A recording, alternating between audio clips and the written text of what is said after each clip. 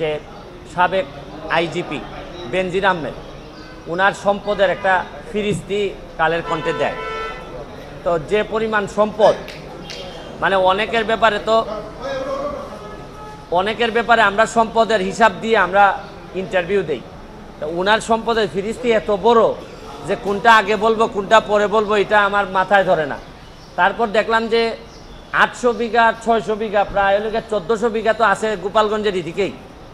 তো আমার কাছে মনে হয়েছে যে এইসব অভিযোগ, তো এটা তো আর মনে অস্বীকার উনি করেন নাই যে এই জমিগুলো আছে।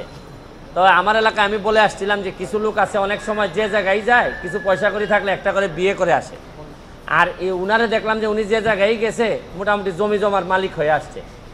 আর একটা বিষয় কি যে একজন আইজিপি মহোদয় উনার যদি এত সম্পদ হয়, পরে বৈধ অবৈধের প্রশ্ন।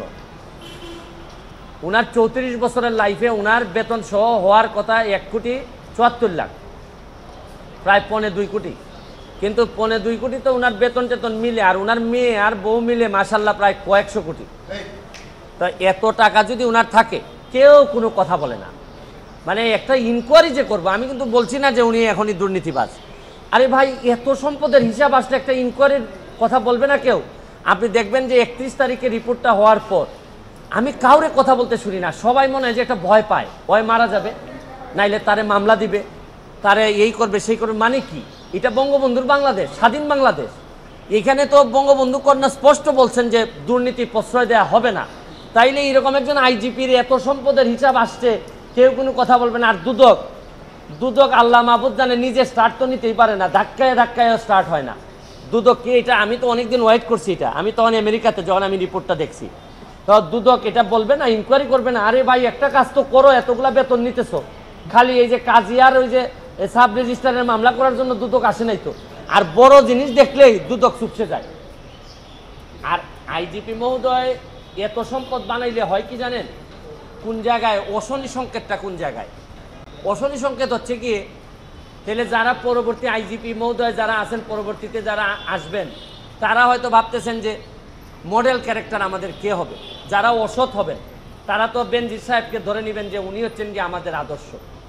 তাই উনি যদি আদর্শ পরেররা ধরে নেয়, তাহলে এরাও 800, 900, 1000 করে বিঘা কিনা লাগবে।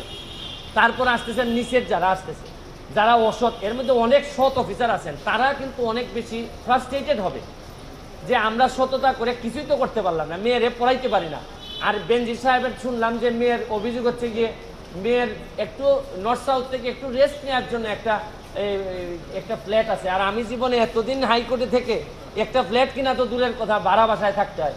তবে একটু এখন আবার সংসদ সদস্য হওয়ার কারণে একটা ছোটো ফ্ল্যাট আমারে দিছে ওই নেমিখানের মধ্যে, তাও আবার 2টা রুম দেয়। ওই নতুন এমপি হইলে আবার রুমও কম দেয়, পুরাতন এমপিদেরকে বেশি দেয়। তাই এখন এগুলা যদি চলতে থাকে, আর আরেকটা জিনিস দেখেন, মরার উপর খরার গা। এমপি হওয়ার কারণে আমার 2টা উপজেলা চালাইতে হয়, 2টা থানার যিনি ওসিরা আছেন তাদেরকে আমি কোন বিবেকে বলি যে ভাই তোমরা 2 নম্বরই করো না?